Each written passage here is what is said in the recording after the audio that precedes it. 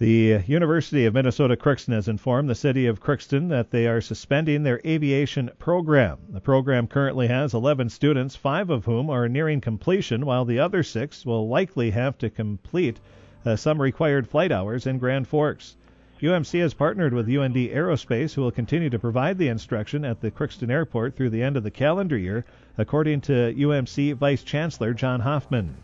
We've been kind of working on this one here recently. We continually reassess our programs. We've had some conversations with our partner, UND Aerospace, around this, and in particular with a couple of the changing regulations that are coming through the FAA. Related to that, we started to respond with some curricular changes this past year so that we could meet that, but as we got in further, between the regulations and the equipment upgrades that would need it, and a little bit of infrastructure, which is going to be a very expensive endeavor. And so we spent some time talked with a couple key supporters of the program, and have decided that what's best is for us to suspend new enrollment at the moment. So we will not be taking any new students into the program. For all of the students who are currently in the program, UND will continue to provide all flight instruction at the Crookston Airport through the end of this calendar year. If there are students who still need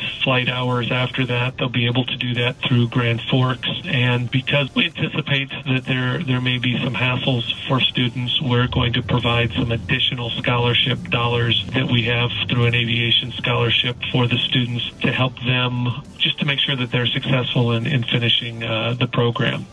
There are shy of 150 alumni to the UMC aviation program, which also is on the low end for current enrollment, said Hoffman.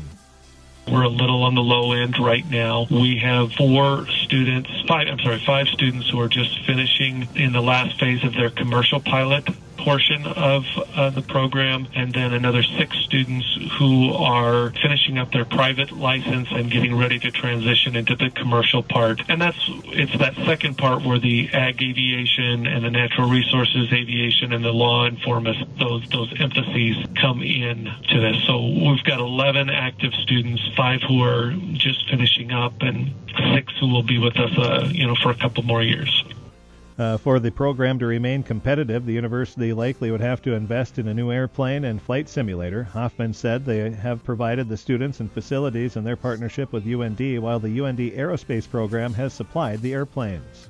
We have contributed to the students in the facilities. One of the primary pieces that we have accessed through UND Aerospace is the airport, the airplanes. And so as we work through that, and quite frankly, more and more of the work is being done through simulators. And so students who are in these programs are now completing hours both behind simulators and actually in the air. And so for us to remain competitive as a program, we'd have to look at a new plane as well as some type of simulator, and so at that point it becomes a very expensive part of the proposition. So I think that UND has been a great partner for us in supporting the program over the years.